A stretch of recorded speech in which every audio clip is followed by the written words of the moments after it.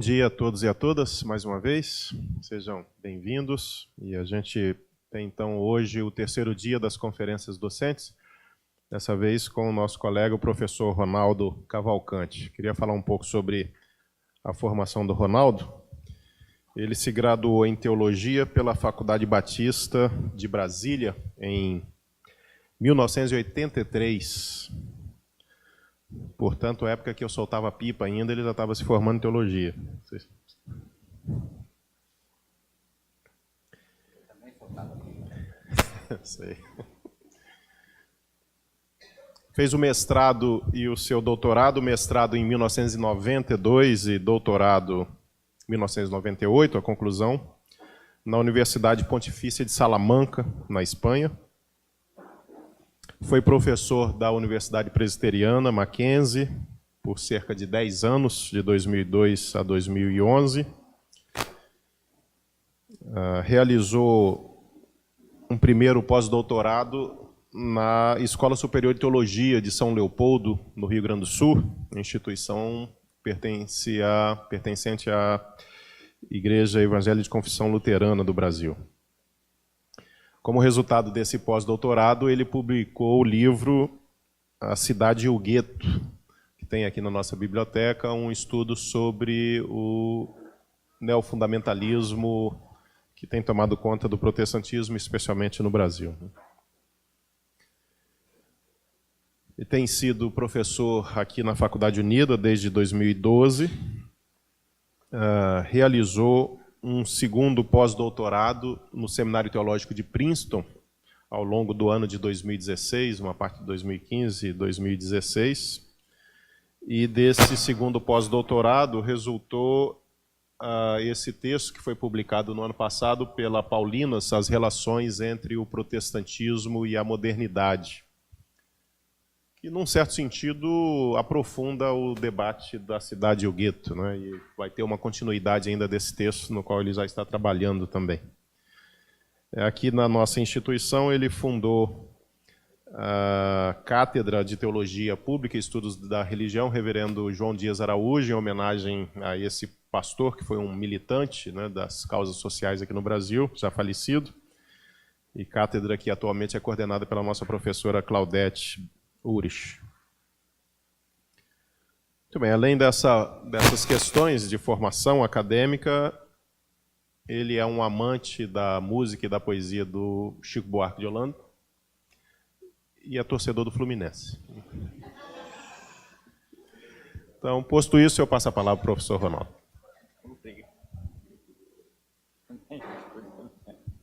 Muito bem. Bom dia a todos, a todas.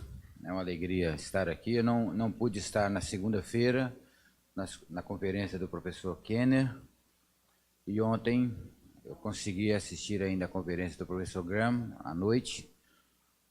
Eu cheguei na hora do almoço. Minha participação na Unida não é de tempo integral, já foi, mas por questões familiares eu resido mais em Anápolis, em Goiás, do que aqui em Vitória, no Espírito Santo. Então, claro, eu queria de primeira mão agradecer a oportunidade de ter esse momento aqui, um agradecimento, portanto, à Unida por se constituir desde a sua fundação, mas especialmente nos últimos tempos, se constituir num importante espaço democrático de reflexão.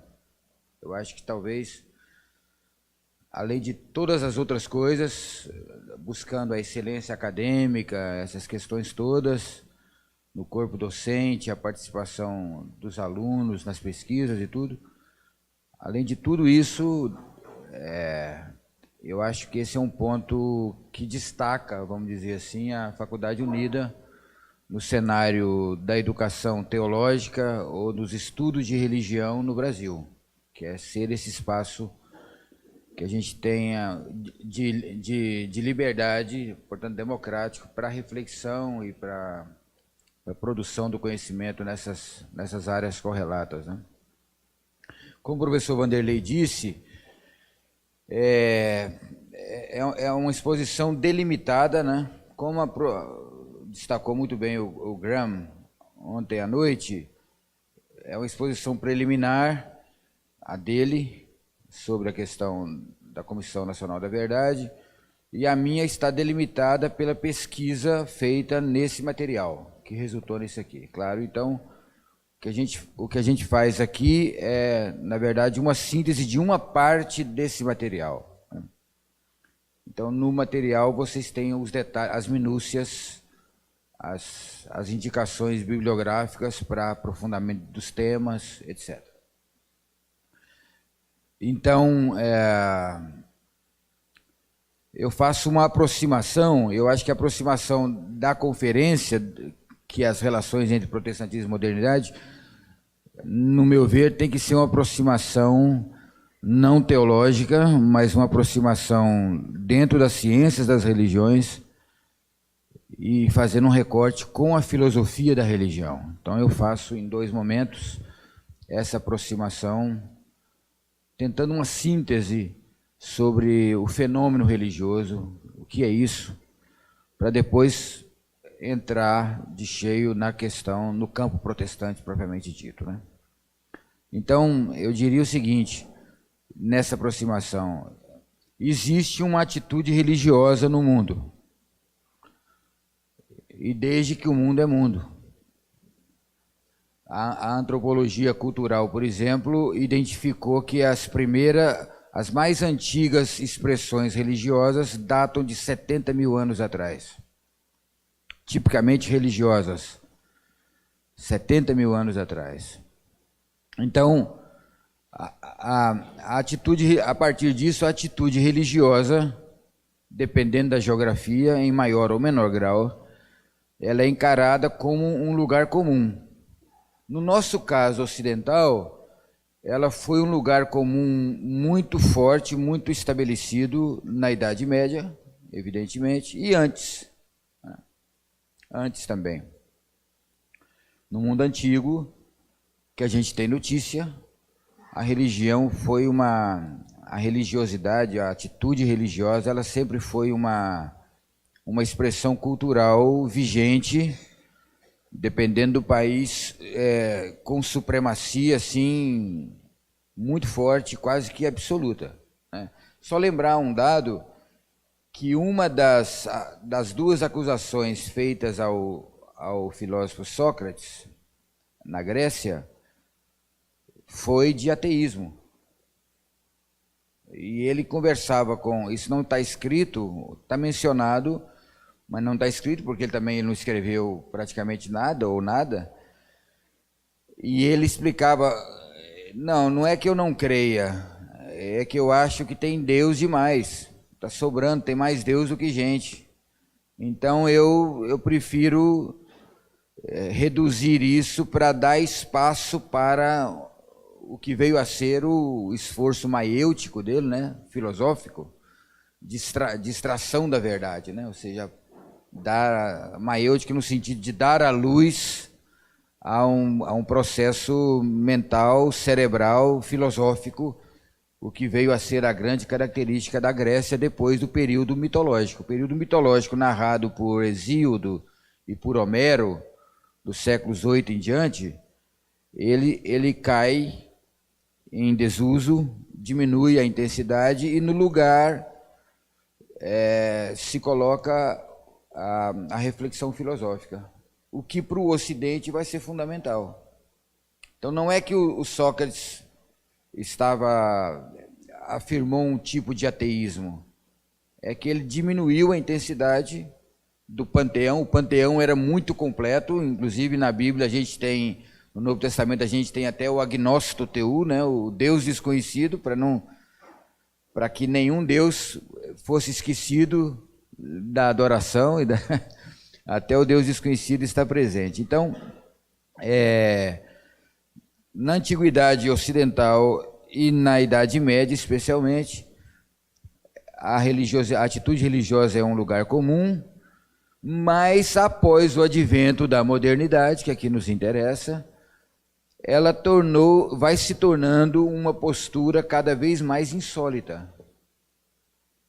Houve, portanto, uma inversão no decorrer dos séculos. E a modernidade, então, vai, pouco a pouco, colocando a religiosidade ou a atitude religiosa de lado. Não, ela é importante, mas ela tem que ser cada vez mais privada, né? Ou seja, mais restrita ao lar. Você pode ter o teu ídolo, o teu Deus, mas lá no teu altar em casa. E nós temos uma coisa pública que cada vez mais secularizada. Então, com a modernidade,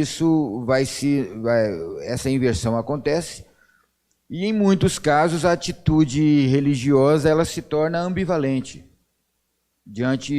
Você tem outros meios para fazer a coisa hoje. Você tem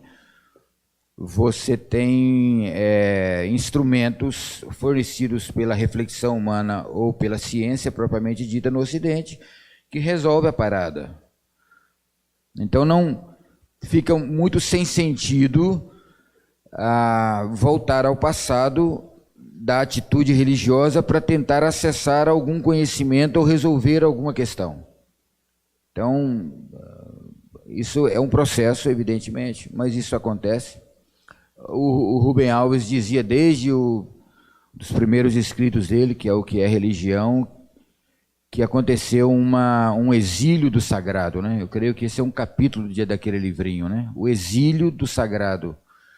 Dizia ele em tom jocoso, o sagrado começou a ter problemas habitacionais. Ou seja, expulso daqui e dacolá, sem lugar para morar, sem lugar para habitar, sem lugar para estar presente, né? Que ele estava dizendo exatamente dessa modernização, o que o Weber vai falar vai chamar de o desencantamento do mundo. O mundo passou a ser desencantado. Ele era encantado e você tem uma submissão a ele e ele passa a ser desencantado. Por quê? Porque a ciência desencanta o mundo. Ela devassa o mundo, a ciência moderna, ela devassa o mundo, ela esquadrinha e ela descobre os segredos do mundo. Portanto, se descobriu o segredo, ela foi desencantada. A sua magia, a sua, entre aspas, a sua divindade vai ser descoberta, vai ser devassada, né? Então, portanto, acessar a uma atitude religiosa a partir da modernidade, gradualmente vai se tornar um pouco ambivalente, uma vez que a atitude religiosa, o que ela faz? Ela busca articular, ela busca dar um tipo de sentido, em geral, a uma realidade cotidiana que está aquém daquilo que se deseja. Né? Você está numa atitude muito difícil em algum momento da vida, ou em muitos momentos da vida, isso, por exemplo, no Brasil, longe daquilo que se deseja. Então você, cansado ou esgotado, você acessa uma atitude religiosa para tentar algo, para dar sentido. Né? Um sofrimento, por exemplo, uma dor, né? Qual o sentido da dor, né? A pessoa que crê, ela tem que achar um sentido maior na dor. É uma opção que ela tem. A pessoa que não crê, num sentido maior, ela tem que conviver com aquela dor de alguma maneira. Mas aqui acredita em algo além, o supra-histórico, ela tenta dar um significado para essa experiência que ela está encontrando. E dentro da filosofia e da filosofia da religião, é a tentativa de outorgar, portanto, a essa condição humana com problemas,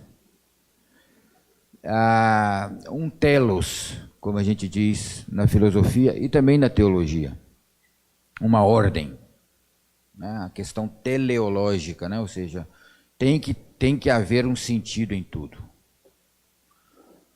O telos é esse suspiro e essa aspiração e essa esperança de que faça sentido aquela desgraça que aconteceu, né? Qual o sentido maior disso, né?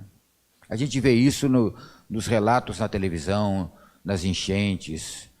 Estava vendo ontem umas chuvas que caíram, entrando pela casa, pelo fundo da casa e levando tudo que estava na casa. E a pessoa foi dar entrevista e falou assim, mas Deus sabe o que faz. Olha o sentido maior, né? Deus sabe o que faz. Apesar disso, eu perdi tudo, mas Deus sabe o que faz. Religião, portanto, é a tentativa de dar ordem, uma ordem superior e, portanto, mais nobre, perante o sentimento de quê? De desamparo, perante o sentimento de impotência, perante o sentimento de escassez ou de fragilidade.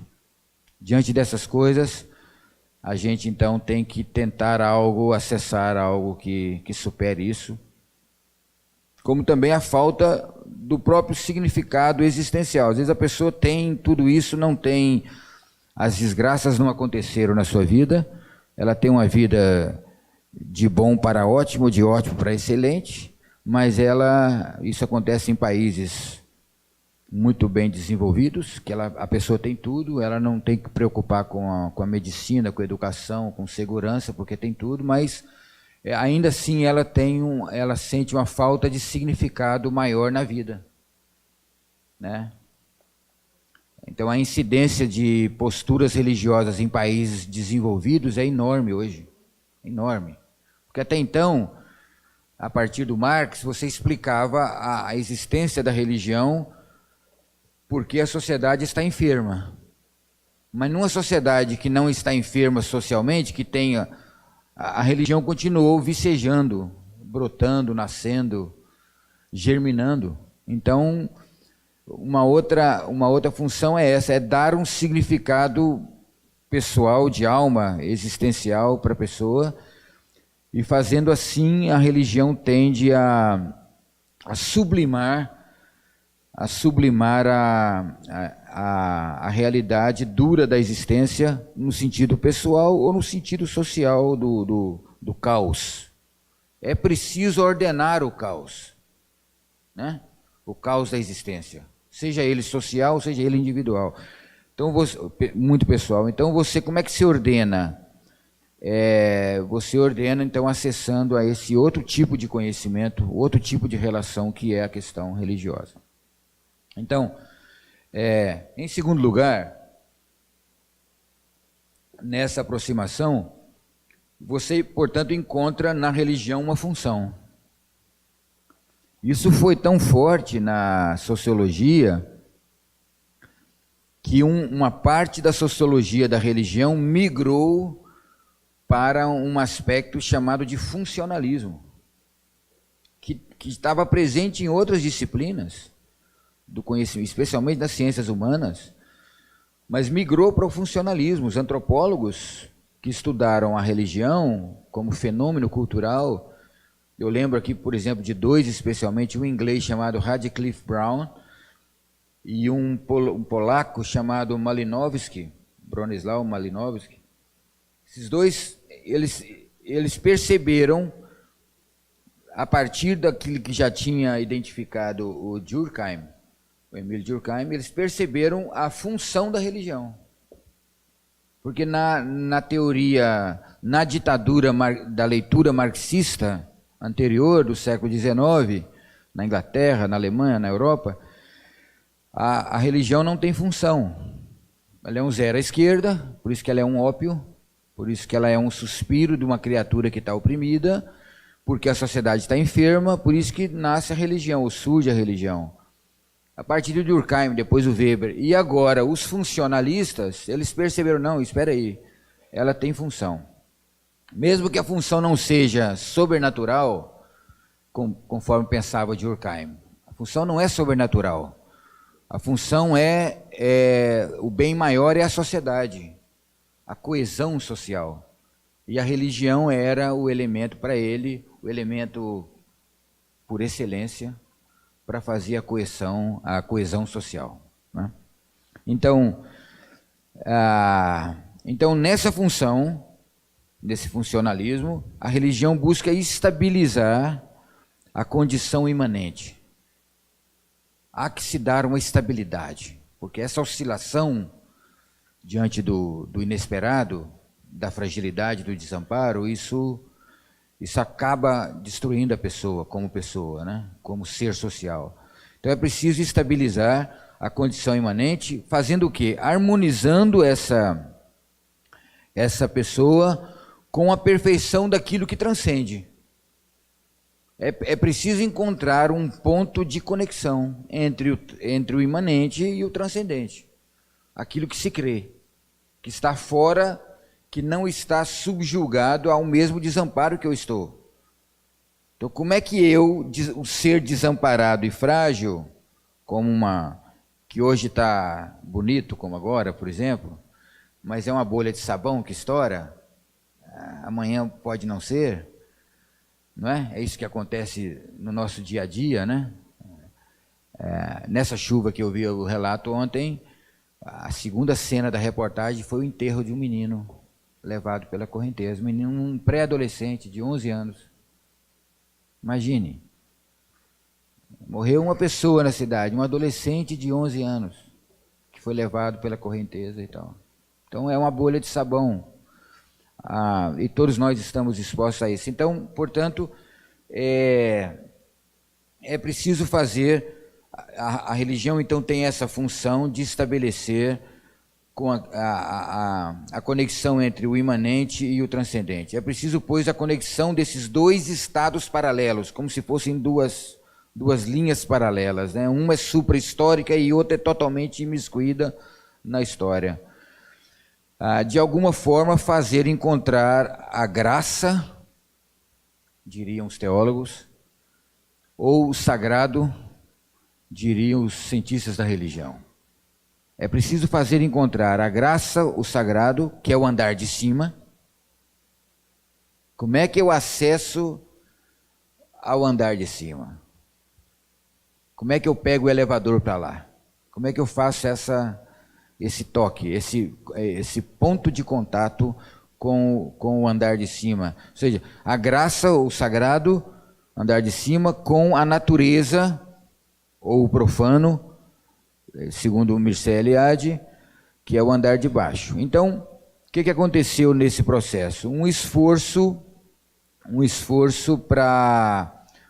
conceitual para definir as coisas, um esforço litúrgico, porque diante do transcendente você tem que fazer alguma coisa que agrade. O que eu posso fazer para agradar e para ser notado, né? Porque a gente faz isso com as pessoas, né? Às vezes você não precisa falar nada, mas você sabe lá dentro que se você for notado, a metade da parada está resolvida. A pessoa tem que te ver. Você fala assim, se ela me enxergar,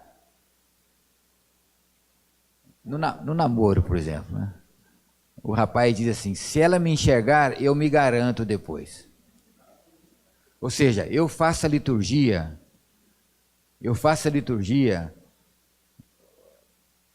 para depois dela me ter notado, para ela se aproximar de mim e me... Bom, enfim. Não é?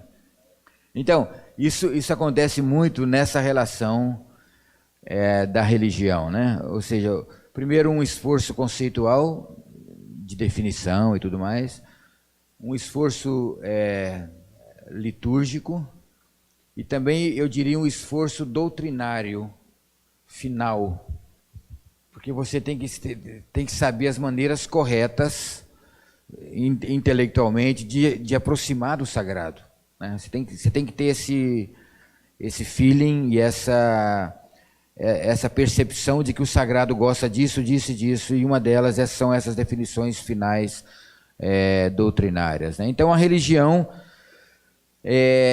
então esse esforço dessas maneiras, conceitual, litúrgico e doutrinário da religião, é o de colocar na mesma sintonia o andar de cima com o andar de baixo, na mesma frequência, como um dial do rádio, né? Você vai virando lá procurando e começa a fazer o barulhinho e tá. Você pegou a sintonia. Você atingiu a frequência. Então, a religião tem muito isso, de você ser colocado na frequência correta. E dessa maneira é que os sistemas religiosos fazem os seus caminhos, tendo como vocação essa força-tarefa. Eu não tenho um nome ainda dessa força-tarefa, mas se eu perguntar para o Delanhol, talvez ele me fale, me sugira um nome dessa força-tarefa para que isso aconteça. Então, isso posto, essa aproximação da filosofia da religião, então a gente agora faz o recorte no que a gente chama de protestantismo, que seria até melhor colocar no plural, como eu farei agora. Então, número 1, primeiro ponto logo de cara. Dentro disso, então, nesse recorte, os protestantismos que surgiram foram, no Ocidente, se tornaram opções religiosas que apresentaram e ofereceram ao mundo propostas bem interessantes. Muito tempo depois isso vai ser reconhecido, mas no começo não, evidentemente, porque era uma luta encarniçada com a Igreja Católica, estamos falando do século XVI, mas com o passar do tempo houve o reconhecimento. Então foram propostas bem interessantes diante do quê? Da demanda existencial daquele momento, no século XVI, ou a partir dele. Havia uma demanda religiosa e apareceu uma nova oferta, que foi a oferta protestante. Sabe, essa coisa da livre concorrência? A minha cidade, por exemplo, teve em Goiás, durante 40 anos teve apenas uma companhia de ônibus urbano. E quando um prefeito teve a coragem de quebrar o monopólio e abriu a concorrência, quem lucrou foi a população, porque os preços caíram, você tem ofertas, né? E as opções melhoram. Evidentemente, isso é a lei do mercado da oferta, da demanda e da oferta. Então, por isso que eu não faço uma abordagem tipicamente teológica do fenômeno.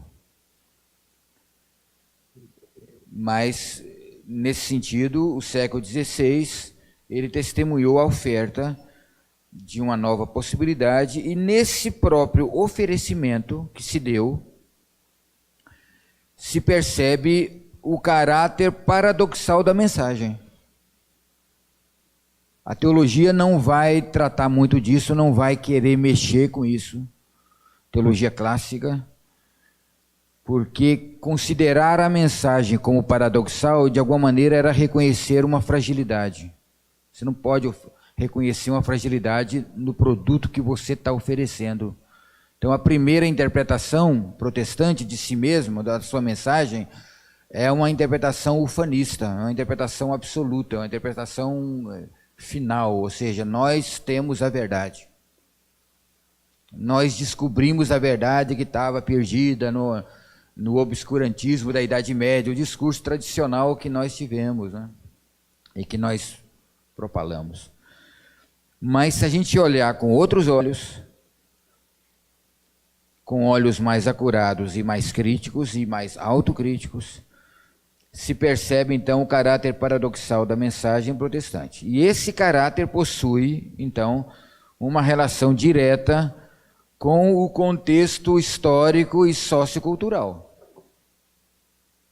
Porque não considerar isso é, em outras palavras, afirmar que a teologia protestante caiu num pacote fechado, feito ahistórico, sem influência histórica nenhuma. É como se hoje a gente nem fala mais nos autores bíblicos como sendo ahistóricos. Todos eles foram contextualizados, influenciados pela política, pelo pensamento da época. Muito mais ainda os autores modernos, em seu próprio contexto, né? Então, esse contexto histórico e sociocultural, que inclui muitos elementos, no qual emergiu esse discurso protestante. Então, a gente tem que analisar sob esse ponto, a partir desse ponto de vista. Então, então vamos tentar entender um pouco. Muito embora esse pensamento egresso do mundo medieval em seus pressupostos, você encontra na Reforma embutido um pensamento medieval muito forte, em seus pressupostos. No entanto, no seu nascimento, o movimento protestante esteve localizado como fenômeno histórico na fronteira com o mundo moderno. Vamos imaginar que a Reforma tivesse surgido no século XII, ou no século XI. Por exemplo, a Reforma que tentou criar uma igreja oriental, século XI, 1054, a igreja ortodoxa. Você analisa, ela continua sendo uma igreja medieval, só que do Oriente. 3 séculos antes, 4 séculos antes. Agora, no século XVI, por outros fatores externos à religião, está amanhecendo o dia da modernidade. É a alvorada da modernidade. A noite, né? Teve o crepúsculo, começou a noite e agora é o dia da modernidade. O sol vai brilhar para a Idade Média, nesse sentido. Então, você tem a erupção do mundo moderno. Evidentemente que depende de geografias. Em países seguiram muito mais rápido e aconteceu antes do que em outros países. Por exemplo, o interior da Alemanha, isso vai acontecer depois. Diferente das cidades portuárias, das cidades comerciantes, como Genebra, Amsterdã e outras.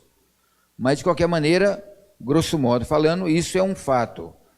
Esse é um dado importante, pois significa que já no seu DNA,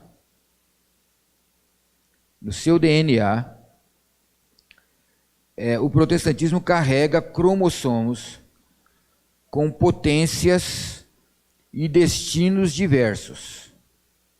Ele tem um pé no medievo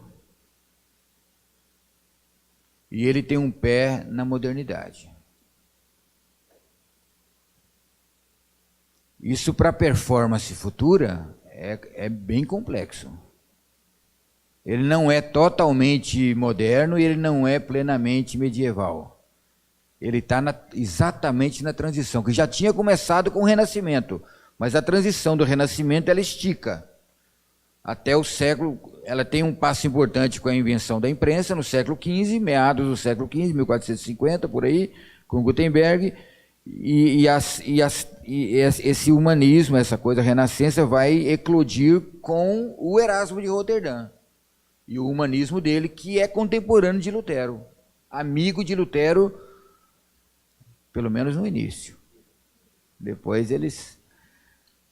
o Lutero xinga muito ele, né? Ele é mais cavalheiro do que o Lutero. Mas o Lutero, no final da vida, tem uma atitude digna de reconhecê-lo como a grande mente pensante do humanismo europeu e tudo mais. Uma atitude muito bonita, aliás. Então, portanto, no DNA protestante você tem algo muito forte do medievo, no seu núcleo, né, ou no citoplasma, para usar a linguagem biológica, mas um pé na modernidade. Portanto, você tem potências e destinos diversos. Então, essa disparidade irá se manifestar na sua performance pragmática, no seu comportamento.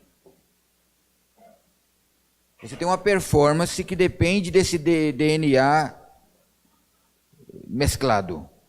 Então você tem uma performance pragmática que é o comportamento, a questão da ética, a postura social e tudo mais. Mas também na sua produção intelectual, que são a manifestação da minha identidade em termos conceituais, né? Então você tem essas duas coisas sendo veiculadas pelo protestantismo. Eu considero mais ou menos isso como esse medieval e esse moderno, para a gente entender um pouco mais, quando a gente lê a Bíblia e a personalidade do Saulo, ou Paulo, Saulo de Tarso, Paulo, né? Em alguns momentos você vê claramente que ele é judaico, né? Que ele é muito da sinagoga ainda. A sinagoga, ele saiu de lá, mas ela não saiu dele. E em outras passagens ele é muito libertário, né? Ele é muito cristão. Cristão da liberdade, aquilo. Então, quando Lutero leu Paulo, nas Gálatas, por exemplo, ele quer esse, né? O Lutero quer é o Paulo de Gálatas. Né? Que confronta o Pedro lá em Antioquia, aquela coisa toda. Ele quer esse. Ele não quer aquele outro que proíbe, que secciona, que... Entendeu? Porque o Paulo manifesta essas duas coisas, né? Ele tem o antigo e ele tem o moderno, ele tem o judaico e ele tem o cristão. Eu acho que isso é uma relação paralela, é uma analogia, melhor dizendo, uma analogia com o próprio fato do protestantismo, né? Segundo lugar,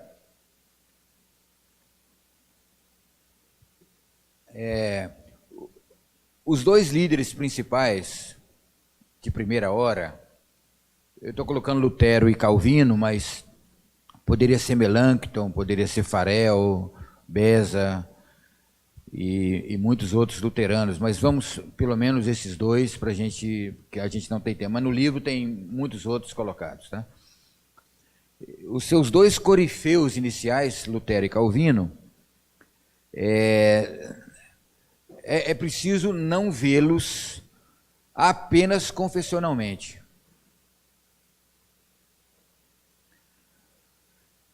Porque isso seria uma abordagem unilateral. É preciso enxergá-los de outra maneira. Eles são exemplos dessa transição que eu estava falando agora, do medieval para o moderno. Eles são exemplos claros dessa transição dos tempos.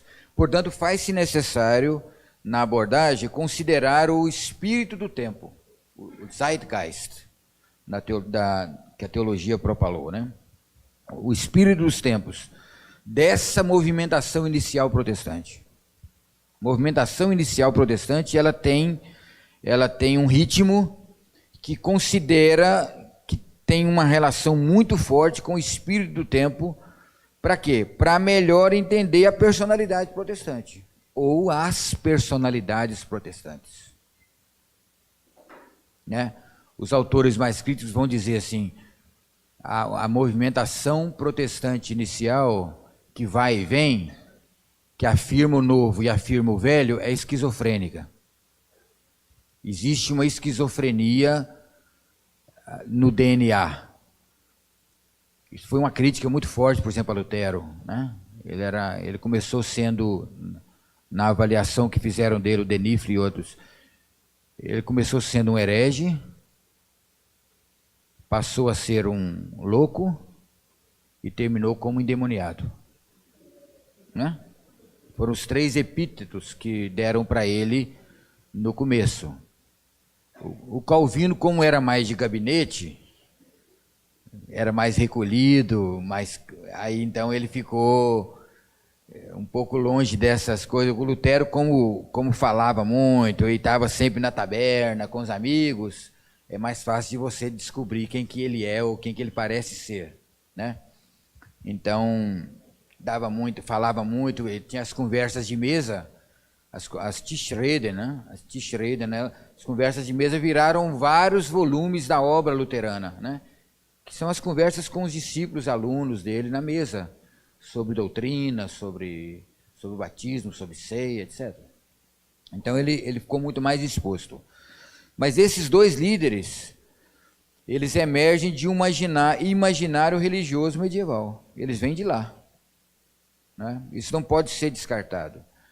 Porém, eles apresentam, como eles estão na transição, eles apresentam alternativas ao novo indivíduo que surge com a modernidade nascente. Eles convivem com o medieval e com o moderno. Ou seja, fixação e mudança. Aquilo que é rígido e aquilo que é maleável. Aquilo que é da fé e aquilo que é sociedade. Fé e sociedade. A fé do mundo medieval e a sociedade que está se impondo, a nova sociedade moderna. O pecado e a justiça, ou a justificação. Né? Justificação é tipicamente moderna. Né? A unidade que a Igreja Católica detinha, do jeito dela, a túnica inconsútil, né? Que eu cito no livro, né? A túnica sem costura, que era o símbolo a túnica que foi colocada em Jesus quando ele foi tirado, né? Sem costura. Então essa túnica era o símbolo da unidade. A modernidade rasgou a túnica, né? O protestantismo rasgou a unidade porque criou um mundo diverso, religiosamente falando. Né? Então, etc, etc. Então você tem vários elementos de contraposição desses dois tempos. Terceiro ponto. Então, essa nova realidade é uma realidade, essa identidade é binária, ou a gente diria hoje bipolar.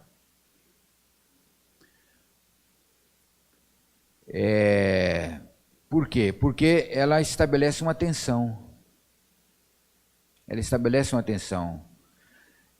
Produz-se uma tensão na psique protestante. A psique protestante, ela tem uma tensão e que também pode ser verificada não apenas nas personalidades, mas na evolução histórica do movimento. Essa coisa binária.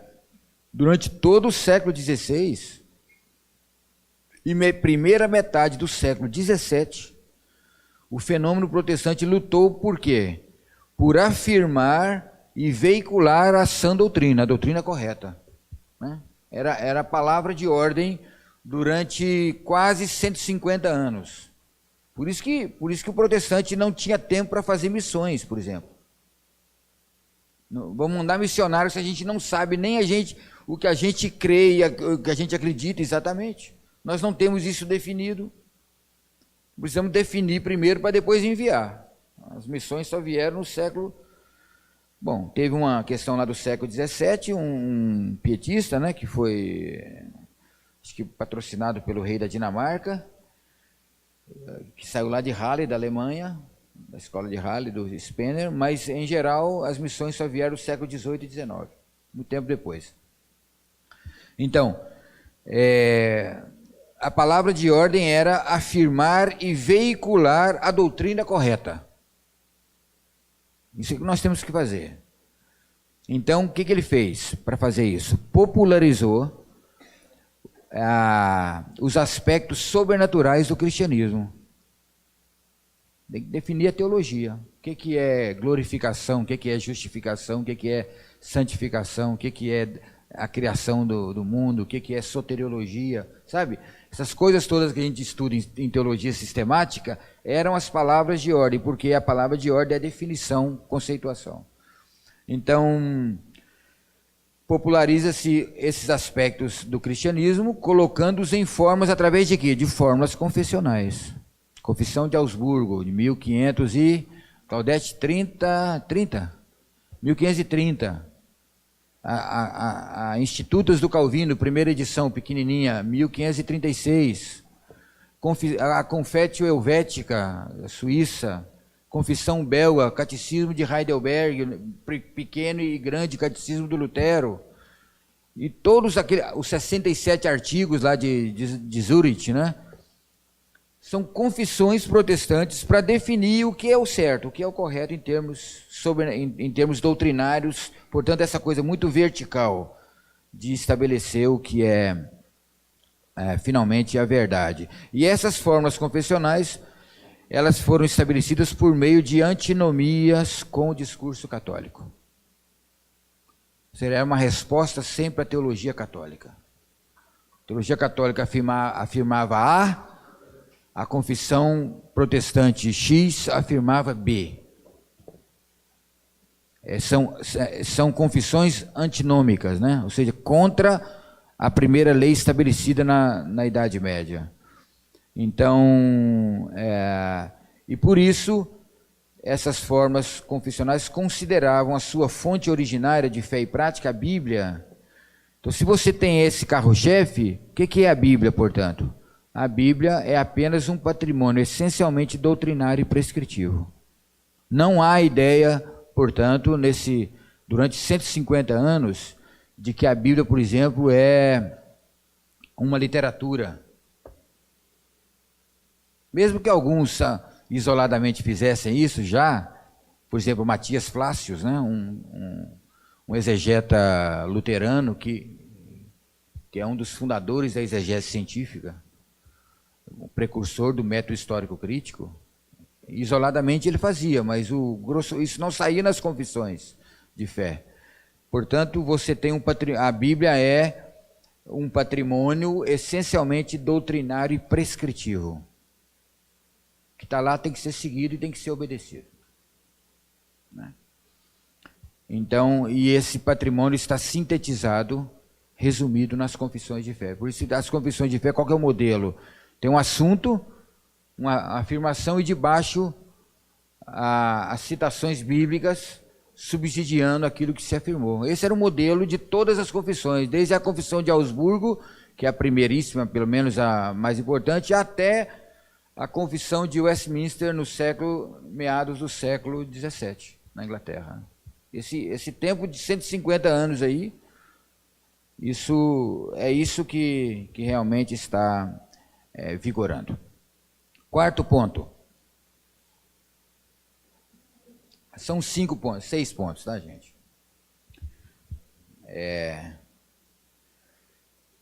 Era isso. Só que na metade, como eu falei, na metade do século XVII, acontece um movimento político misturado com religião chamado... porque teve uma guerra de 30 anos que trucidou a Europa. Envolveu muita gente. Guerras de religião, né?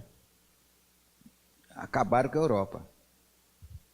Aí o esforço conjunto de vários reis e tudo mais, líderes, príncipes, que é chamada Paz de Westfália, 1648, exatamente no meados do século XVII.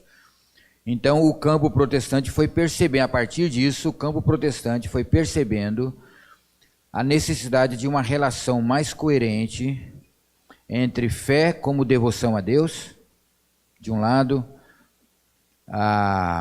e a sua presença no mundo. Tem que haver uma interação. Tem que haver uma indexação disso. Não é possível mais.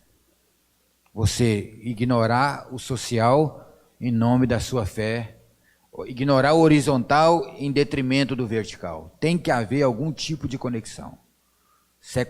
Meados do século XVII em diante, gente. Tá.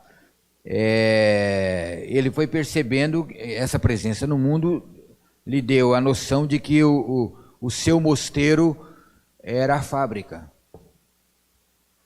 O seu lugar de devoção tinha que ser na fábrica, porque era na fábrica que estava todo mundo trabalhando, os operários, o proletariado, etc. Né? As cidades novas tinham fábricas, não eram mais artesãos simplesmente, mas no século XVII você já tem as primeiras fábricas, que são o núcleo formador da Revolução Industrial que virá. Né? A base da Revolução Industrial. Como as escolas foram a base na Idade Média, como as escolas foram catedralícias, palatinas e monásticas, foram as células para as universidades, os primeiros núcleos urbanos com suas atividades laborais foram a base para a Revolução Industrial no século XIX, final do XVIII e XIX, segunda metade do XVIII. Então, a fábrica, a rua não podia ter muros, como os conventos tinham. Né? É preciso tirar os muros. E aí o John Wesley teve aquela máxima genial no século XVIII de dizer: a minha paróquia é o mundo. Né? Porque a minha paróquia era a minha paróquia, meu convento era o meu convento, era a minha ilha aonde eu me refugiava, a minha cidade de refúgio, diante do mundo perverso que daí fora. E aí o Wesley, que continuou anglicano até os últimos dias, até morrer, mas foi o criador do metodismo. Ele vai dizer exatamente isso: a minha paróquia, numa carta, a minha paróquia é o mundo. Então, se o mundo medieval era marcado por anjos, por demônios, por catedrais, por conventos, por procissões e peregrinações, o mundo moderno era das cidades abarrotadas, das viagens oceânicas, né? Do comércio e do convívio entre os povos diferentes. Você tem um monte de chinês morando na Inglaterra do século XVIII. Os navios iam e os caras vinham para cá, com outra cultura, com outro conhecimento, um monte de árabes que ficaram na Europa ou estão entrando depois. Então isso não tinha muito espaço, porque o que não era cristão era suspeito, ou de ser sarraceno, ou de ser um herege, ou de, entendeu? Maometano, então não tinha. Agora as coisas estão muito abertas, inclusive nas escolas, para o estudo e tudo mais. Então, um exemplo disso é a Holanda. O exemplo dessa mudança é a cidade, especialmente Amsterdã, Roterdã e tudo mais, Leiden. A Holanda tinha dois grupos protestantes bem delimitados. E esses grupos representam essa realidade bipartida do protestantismo, que vem lá do seu DNA, né?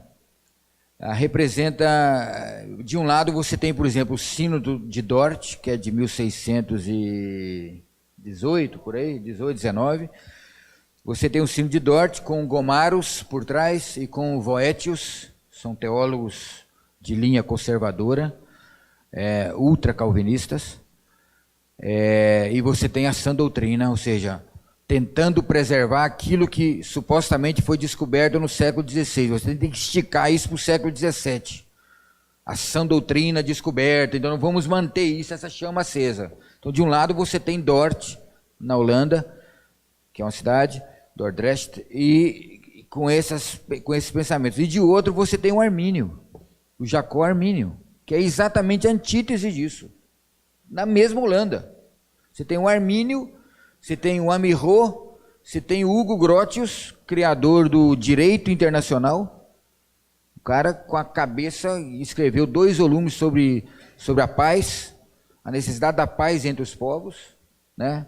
A guerra e paz, essa coisa toda, discutiu sobre isso, que é a obra básica dele, mas ele tem uma interpretação muito interessante sobre que ele chama de verdadeira religião, que é o cristianismo.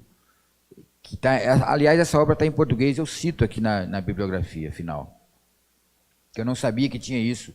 As 2 obras, na verdade, estão em português. A primeira são 2 volumes sobre a obra básica, que a Uni Ijuí, lá do Sul, publicou.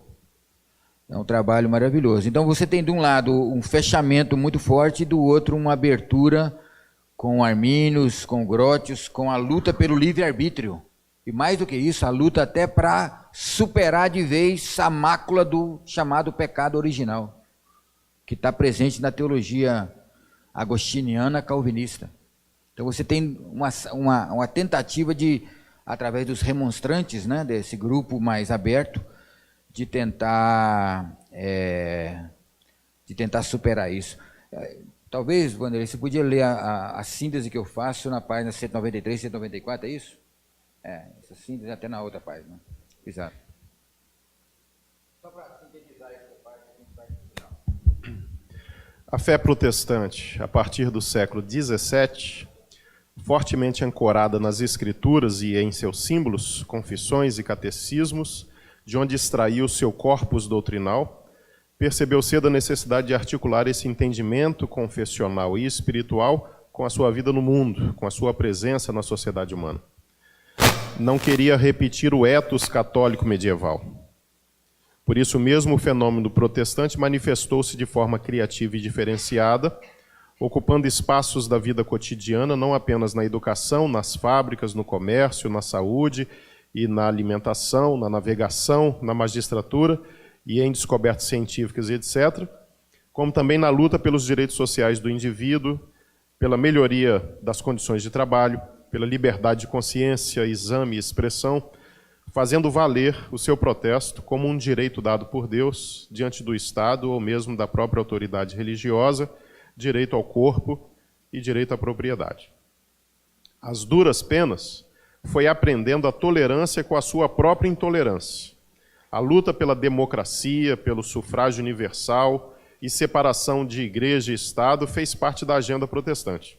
Entretanto, o grande desafio ainda estava distante. A prática escravagista e o seu comércio hediondo negavam princípios da própria Escritura.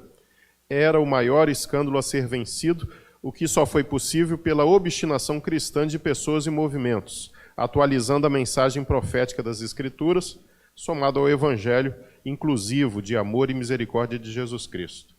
Quakers, Levelers, não conformistas, metodistas, Woolman, S. Shaper, John Wesley, Wilberforce Clarkson e tantos mais, por entenderem a fé como uma ação libertadora, defenderam uma sociedade cidadã, presente em cada indivíduo, evocaram o direito natural de seus antecessores, exigiram igualdade de tratamento, educação para todos, educação básica e universitária, inclusive para mulheres e crianças.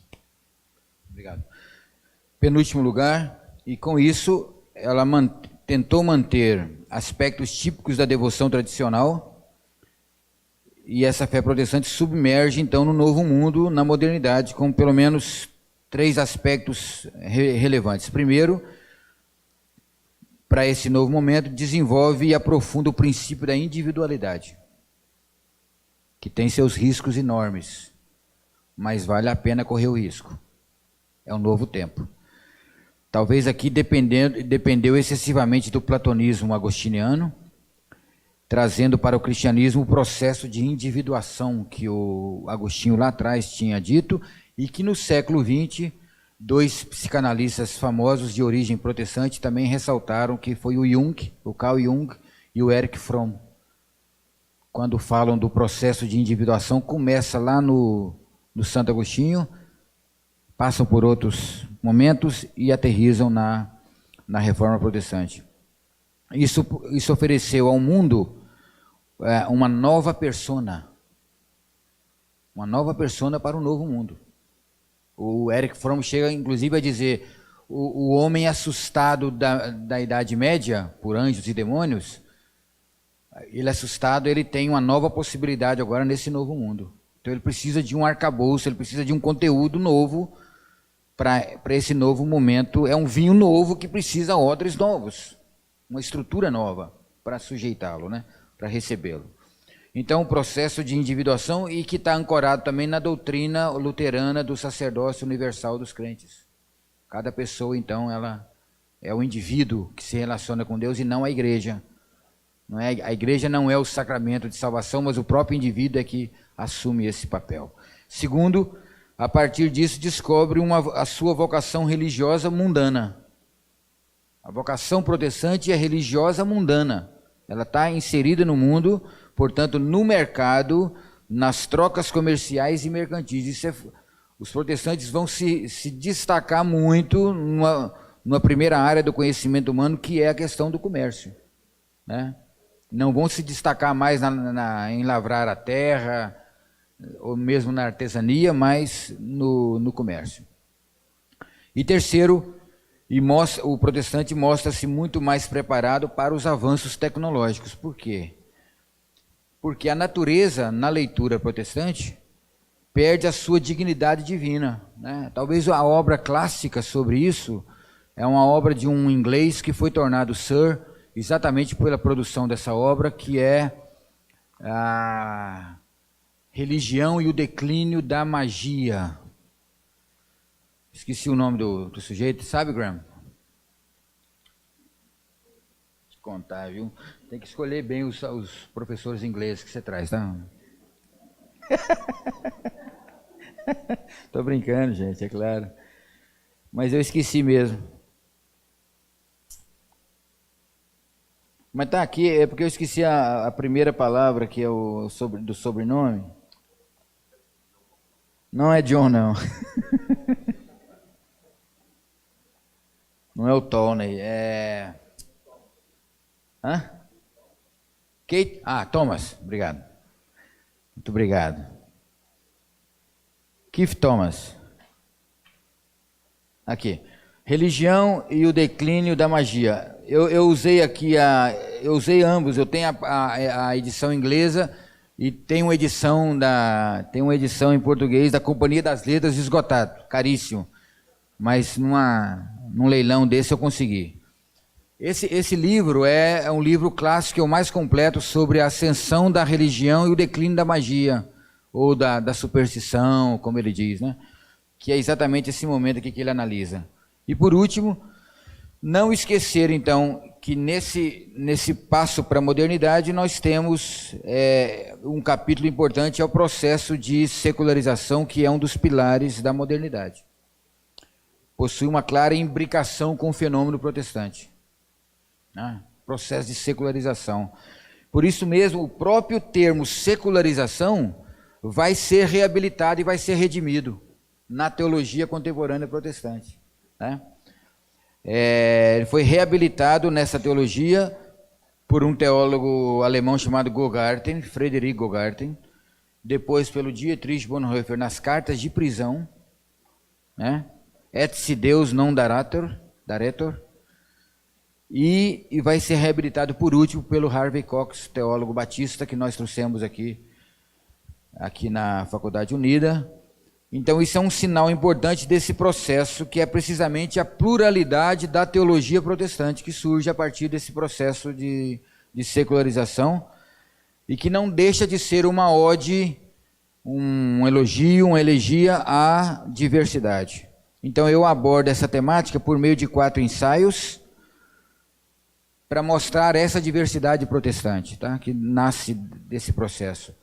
Primeiro, no final do século XIX, começo do século XX, a teologia do evangelho social, do Rauschenbusch, um pastor batista nova-iorquino, de ascendência alemã, precedido pelo Gladden, que tratou também do social gospel, o evangelho social.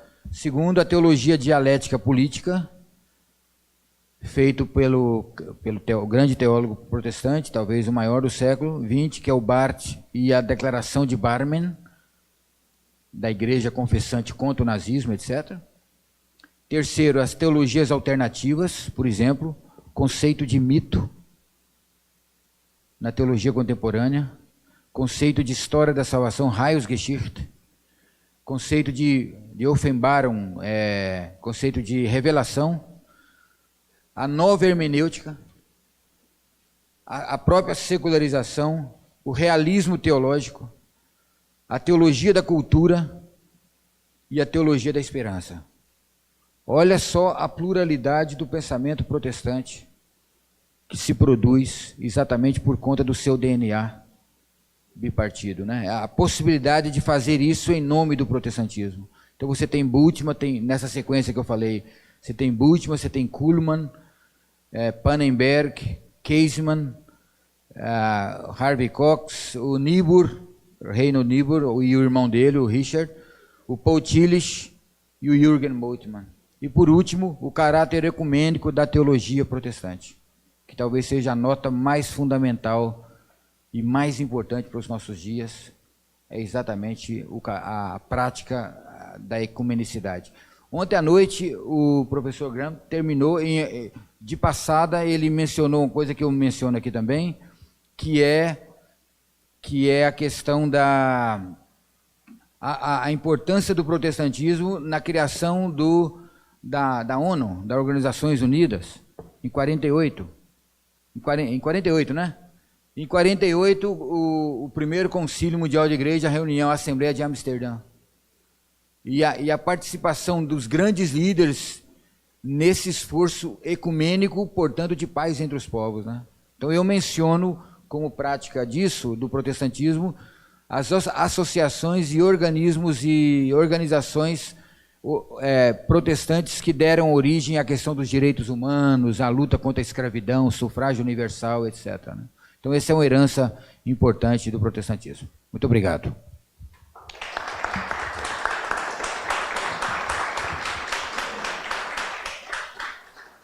Obrigado, professor Ronaldo.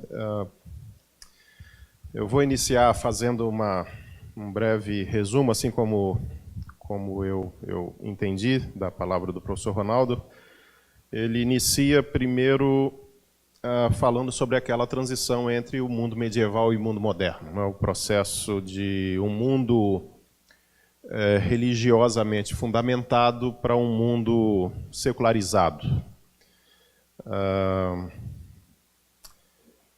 E destaca também o papel da religião como aquele elemento que procura conectar o que ele chamou de andar de cima, o mundo da graça, e o andar de baixo, o mundo da natureza. Ou seja, todos nós seres humanos queremos nos conectar com Deus, e quem vai fazer essa intermediação é exatamente a religião. Quer dizer, um mundo que a gente vê como perfeito e o nosso mundo imperfeito, como que um mundo imperfeito consegue acessar um mundo perfeito? A religião faz essa intermediação.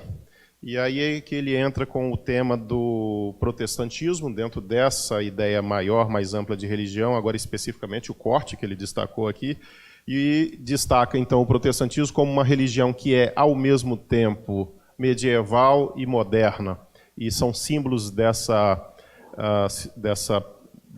situação, dessa postura, o Lutero e o Calvino, né, que estão como que com um pé em duas canoas, né? Em alguns momentos eles são medievais, em outros momentos eles são modernos, né? E ajudam na fundação, de alguma maneira, o protestantismo de modo geral, na fundação da modernidade ou no advento da modernidade, mas estão sempre nessa esquizofrenia entre a manutenção de uma situação, de um status, e, ao mesmo tempo, a flexibilização e a gestação do surgimento de uma nova situação, de um novo status. Após isso, ele destaca também o surgimento, depois do seu período inicial, o surgimento de um processo de confessionalismo, né, os seus primeiros 150 anos. Né? Isso era normal, um movimento que está nascendo. Primeiro ele luta para nascer e depois ele começa a se pensar na sua identidade, o que é que ele acredita, o que é que ele vai defender. Então começam a sistematizar a fé. É isso que são as confissões que você cita aqui, né? A sistematização da fé, assim como entendiam os protestantes. Mas fazem isso com tal ardor que algumas dessas confissões elas passam a ser vistas como uma espécie de expressão perfeita daquilo que a Bíblia queria dizer, né? Quase que criando uma espécie de eclipse em relação à própria Bíblia, né? A confissão passa a ser até mais importante do que o próprio texto no qual ela se baseou. Depois desse período, e em função das muitas guerras, o século XVI decididamente não é conhecido como um século de tolerância religiosa, e isso vai até meados do século XVII, né, e termina ali talvez a última grande guerra religiosa, a guerra que o professor Ronaldo cita aqui, a Guerra dos 30 Anos, né, que se encerra em 1648. É nesse período que começam a surgir vários pensadores, teóricos, que começa a se questionar sobre qual é o papel da religião nesse mundo, né? Quer dizer, a religião ela precisava deixar de dar as cartas, porque enquanto ela estava dando as cartas, as guerras estavam acontecendo, e era a ideia de que eu estou certo, você está errado, então eu vou te matar. E, então você precisava construir um mundo que tivesse outro tipo de base, que não a religião, porque até então o que estavam acontecendo eram as guerras. E começam a falar, então, de uma fé na sua relação com uma sociedade, e uma sociedade cuja principal motor, propulsor, não seja a religião, mas seja alguma outra coisa. E aí vai ser a razão, a ciência, e começam a falar de tolerância. Tem as cartas de tolerância do John Locke, tem o Areopagítica do John Milton, né, falando sobre pluralismo, né? Os quakers são muito importantes nisso, né? O William Penn, a luta contra a escravidão e tudo mais, né? E aí ele avança, o professor Ronaldo avança, falando que por trás disso tudo estavam... Bom, aí começa, a partir daí, exatamente essa ideia de uma fé protestante, usando aqui as palavras dele, que submerge nesse mundo, né? Eu acho que é boa essa expressão, submerge no mundo, né? E aí esse processo que o Weber chamou, eu acho que eu diria talvez a expressão, o ascetismo intramundano, né, do Weber, embora talvez mais bem delimitado, mas o ascetismo intramundano do Weber expressa um pouco essa ideia de um protestantismo que está na fábrica, que está no mundo, né, no dia a dia social, né? E aí, finalmente, ele destaca o pessoal que surge aí no século XX, né, tentando articular de maneira mais profunda exatamente essa relação entre protestantismo e sociedade. Eu finalmente, depois de fazer esse rápido apanhado, eu destacaria e colocaria uma primeira questão, professor, aquilo que eu considero um paradoxo protestante. O protestantismo ele faz, dentre outras coisas, uma dura crítica à Igreja Católica, ele surge fazendo uma dura crítica à Igreja Católica, à religião católica. Lutero faz isso com palavras muito duras, e não apenas à religião católica, mas ao conceito de cristandade, aquela unidade do mundo medieval. Mas o paradoxo é que ele faz essa crítica à religião católica e o que ele oferece no lugar nada mais é do que uma outra religião. E, paralelamente, a oferta dessa nova religião, ou dessa nova visão da fé e da religião, paralelamente a isso, ajuda a criar a modernidade. Isso Hegel já destacava que ajudam a fundar a modernidade, a reforma protestante, o iluminismo e a Revolução Francesa. Então, e com essa modernidade, o protestantismo entra em diálogo, mas ao mesmo tempo entra em crise. É uma espécie assim, de um pai ou uma mãe que deram à luz a um filho, e quando o filho cresce e ganha autonomia, ele não sabe direito como se relacionar com esse filho. Entra em crise com a sua própria criação, com a modernidade. Né? Então, esse é um primeiro ponto, um primeiro paradoxo, né? Que ele faz uma crítica à religião, mas acaba oferecendo uma nova religião, e aí depois essa religião não sabe direito como lidar com esse mundo secularizado, esse mundo moderno.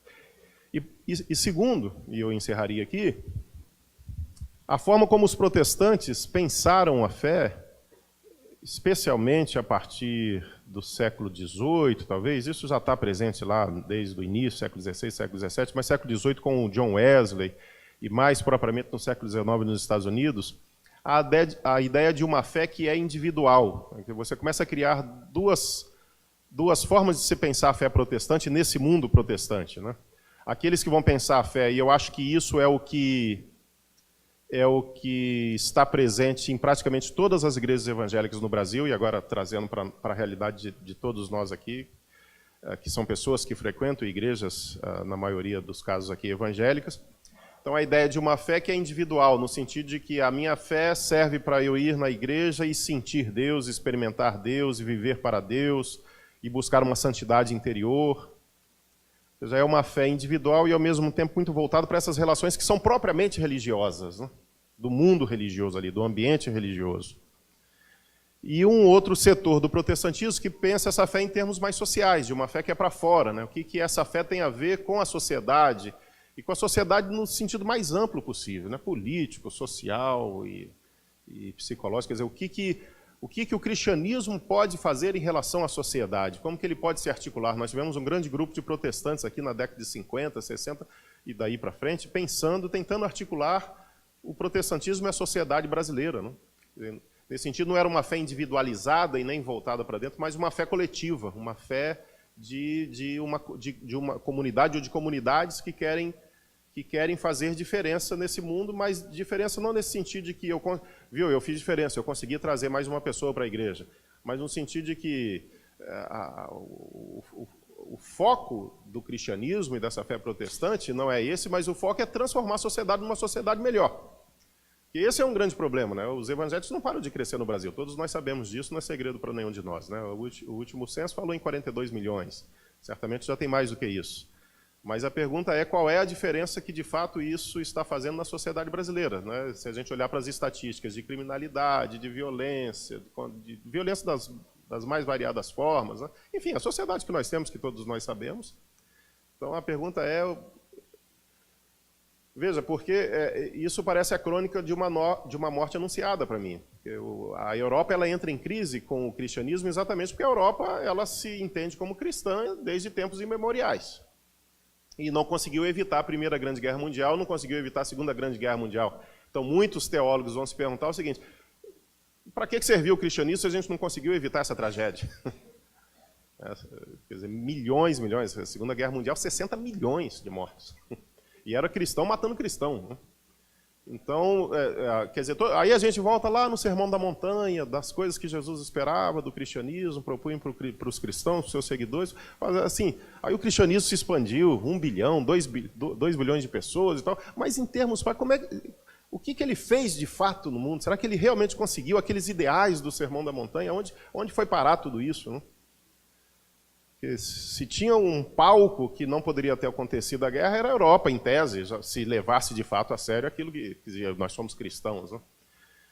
Então, essa dialética entre uma fé que é individualizada e às vezes é quietista, mística, do êxtase, da busca pessoal, da santidade pessoal, e essa fé que é voltada para a sociedade, para uma transformação de fato real do mundo. Né? Eu queria que você falasse um pouco sobre isso, depois a gente abre para perguntas. A parte alta do livro é a apresentação que o Vanderlei faz. É porque é prefácio ou a apresentação a tua? A apresentação foi do Raimundo, que tem uma outra perspectiva, mas realmente o professor Vanderlei então fez uma síntese, é isso mesmo, ou seja, eu respondo as duas questões de uma forma apenas parte do DNA protestante é replicado. Então, especialmente aqui no nosso país, em linhas gerais, claro que tem os casos isolados, mas em linhas gerais é isso que acontece, ou seja, a nossa ideia é o protestantismo é um aspecto doutrinário do cristianismo apenas. Então a gente carregou a nossa tinta, a nossa cabeça, o nosso coração nesse aspecto da fé para dentro, né? E que se expressa através de doutrinas apenas. Mas o DNA protestante, ele tem um pé na modernidade. Então ele tem que andar com duas pernas. Então a gente tem as confissões de fé, a gente tem a liberdade de expor aquilo que a gente entende dentro da liberdade de pensamento, que é a doutrina correta, mas isso não pode me impelir para a segregação, para o apartamento, o apartheid da sociedade, né? Exatamente, tem que impelir para o contrário, né? É muito interessante que as ideias contra o apartheid nasceram, de luta contra o apartheid, nasceram num metodista chamado Nelson Mandela, que também teve muitos problemas com essa igreja, com o metodista, né? É muito interessante que a performance do Gandhi, da resistência através da não violência, tenha sido inspirado por princípios cristãos, do Sermão do Monte e na luta, né? É muito interessante que o Martin Luther King tenha sido um pastor batista, né? Ou seja, que percebeu exatamente que essas condições, essas situações, elas têm a ver com a minha fé em Deus, né? Ou seja, essa luta por uma sociedade melhor, né? Acho que o que o Kant fez, e que é tão criticado pelo cristianismo, que foi reduzir o cristianismo à moral, né? Recortou, né, o cristianismo todo dos seus aspectos sobrenaturais e definiu o cristianismo, o imperativo categórico dele é a questão ética e moral, e se o cristianismo faz isso, já está bom demais para a sociedade, né? Ou seja, ele estava tão obcecado por isso no iluminismo, e que ele viu que o pêndulo estava tanto do outro lado, em termos dessa coisa sobrenatural, que ele pegou o pêndulo e colocou no outro extremo, né? Ou seja, não tem que existir no iluminismo, no racionalismo, qualquer coisa sobrenatural, tem que ser o rearmamento moral da sociedade. E reduziu o cristianismo a isso, né? E que é tão criticado, mas a gente podia ter visto com outros olhos, e podemos ver com outros olhos. É a tentativa de dar um aspecto social e uma função importante para a religião. E a gente sabe que aqui e acolá as igrejas têm feito isso, né? Ou têm tentado fazer isso. Mas, grosso modo, foi isso que o contrário foi o que nós aprendemos e que replicamos recorrentemente, que é uma fé para dentro, e a minha relação com Deus é a mesma coisa. É interessante, tem um antropólogo argelino, que eu gosto muito, que está citado aqui, chamado Louis Dumont. Ele escreveu um livro chamado O Individualismo, que é uma obra clássica. E a importância do indivíduo na sociedade, a ideia dele é essa. E ele começa lá na Grécia Antiga e ele dá um salto. Ele não é cristão, muito menos religioso, mas ele dá um salto da Grécia Antiga, da proposta socrática, né, para a Reforma Protestante. Um dos melhores capítulos que eu li sobre a Reforma Protestante é de um antropólogo não cristão, falando sobre a importância que teve a Reforma Protestante para um mundo ocidental no nascedouro da modernidade, né? Então, o individualismo, né? Tem um subtítulo grande assim, Dumont com demudo, né? Deixa eu ver o nome correto. Bom, acho que está aqui. Louis Dumont, Louis. O individualismo, uma perspectiva antropológica da ideologia moderna. E ele estaciona exatamente na Reforma Protestante. É um autor não... Aliás, eu cito aqui no começo autores não cristãos, acho que 8 autores não cristãos falando sobre a Reforma. O Norberto Bobbio, por exemplo, John Rawls, filósofo do direito, né?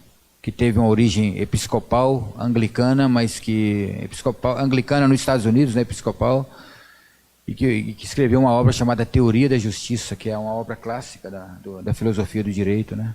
E muitos outros, o Bauman, o Zygmunt Bauman, que falecido recentemente, e mais uma meia dúzia de autores não protestantes ou não cristãos que destacam esses aspectos da reforma, os aspectos seculares, entre aspas, mundanos e profanos da reforma, que poderiam fazer bem demais para a sociedade, né? Ou seja, é só a gente acessar esse lado obscuro que a gente deixa nas sombras, porque a doutrina é mais importante e tudo mais, né? E de um ponto de vista teológico é mais importante mesmo, mas a gente não vê a vida apenas pela teologia, ela é fundamental, né? Agora mesmo eu terminei de ler um livro. Eu li um livro, na verdade é uma entrevista saída em 2017 do Bento XVI. Bento XVI, depois que ele saiu ele ficou quieto, né? Escrevendo as suas memórias. Mas ele concedeu uma entrevista enorme para o Zivald, um jornalista que saca muito de teologia. E eu fiquei maravilhado, gente. Até quero falar para o Vanderlei, se você precisar de um professor de teologia, eu quero me candidatar para não mexer mais com ciências da religião, porque é uma área fascinante, mas a maneira como ele colocou, ou seja, porque a gente, o Bento XVI, um retrógrado, conservador, tarará, você já coloca os estereótipos, né, para julgar o cara. E lá numa página lá do livro, está marcado lá no meu livro, o cara pergunta sobre, entra no campo, na relação, aquele documento que ele fez sobre o protestantismo, os luteranos, né, Domino Jesus, né, acho que foi isso, né. E aí ele responde, aí ele falou, olha, é porque na época lá atrás e tal, naquela época eu era bartiano. Professor da prefeito da Sagrada Congregação para a Doutrina da Fé. Era difícil não ser bartiano naquela época. A gente era bartiano e tal, e aí ele discute essa questão. E é maravilhosa a maneira como ele conecta. Eu senti saudade de fazer teologia de novo. Boa teologia, vamos dizer assim. Boa teologia. Ok, se alguém tem pergunta, eu preciso usar o microfone, né, Max?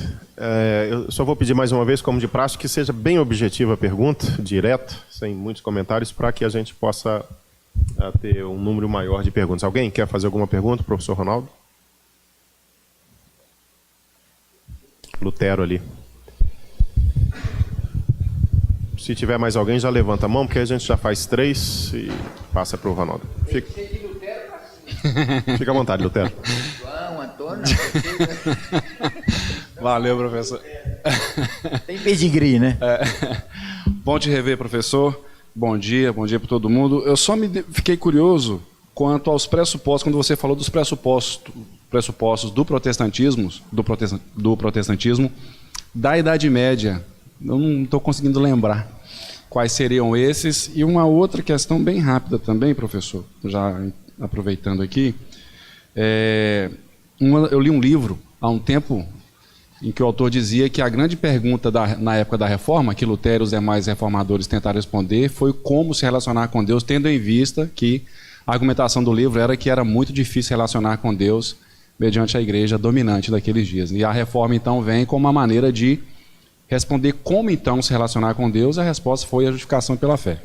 Hoje, no nosso caso, né, nesse tempo, qual é a pergunta que as pessoas estão fazendo para se relacionar com Deus? Para mim, eu pensei, quero elucubrar aqui, foi por que se relacionar com Deus, tendo em vista que tem plano de saúde, tem elevador, né, tem carro bom, e, enfim, pelo menos uma parte da sociedade. Qual é a pergunta desse pessoal que a religião não precisa ser óbvia para eles, né? Como que nós vamos colocar Deus, né, a divindade, o sagrado, o luminoso para eles?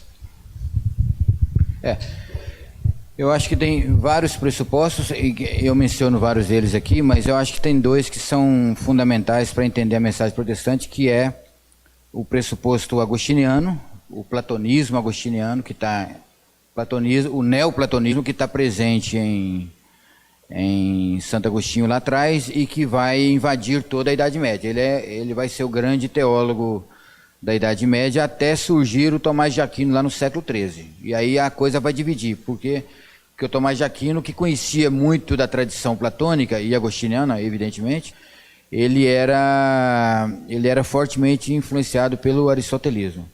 Então especialmente na veiculação das ideias.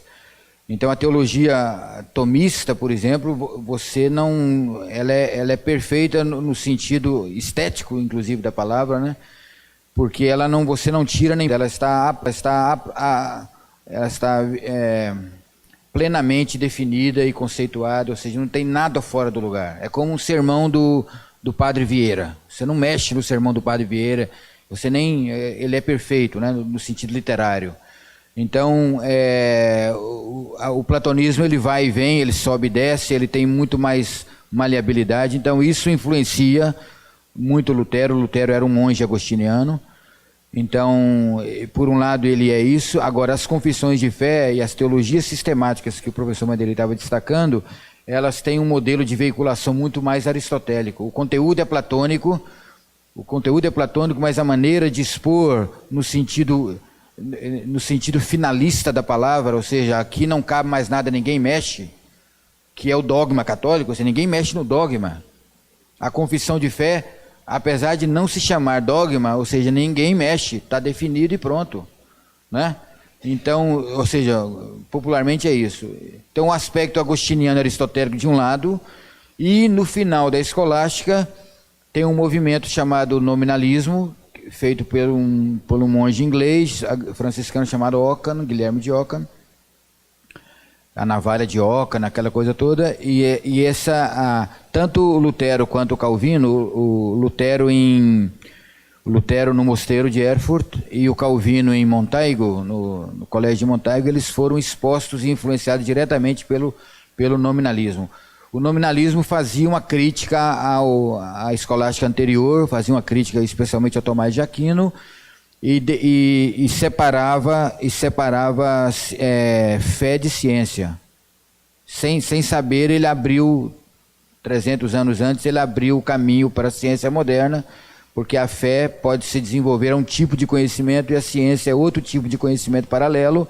Então você faz essa dicotomia e você consegue. Então o protestantismo, de alguma maneira, pega esse arcabouço medieval, escolástico, na verdade, e por isso que ele, de um lado, ele pode ter uma devoção muito forte para Deus, e de outro lado, ele tem, na sua origem, essa preocupação com a sociedade. Agora, essa outra questão, eu acho que é bem mais complexa, eu não sei se eu teria condições de... O que aconteceu na Reforma foi uma democratização na relação com Deus. Se é o indivíduo que pode, ou seja, você tem no desenho No desenho você tem católico, você tem Deus, o ser humano, e no meio a igreja, sacramento de salvação. No desenho protestante você tem Deus e o ser humano, e um vazio no meio.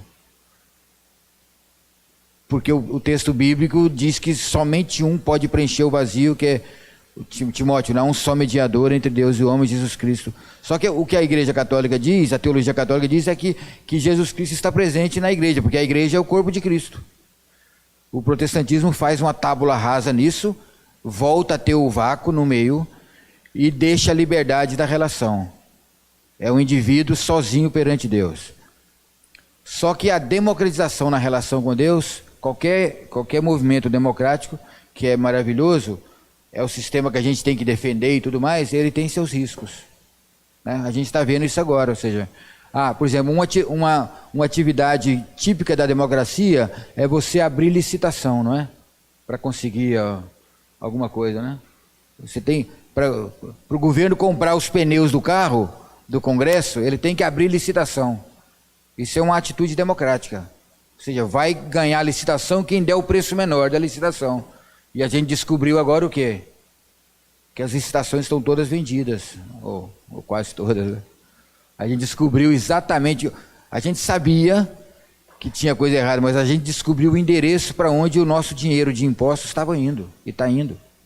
A gente descobriu para onde está indo a coisa, né? Você sabe o endereço para onde vai. Então o risco democrático é muito grande, mas vale a pena lutar pela democracia.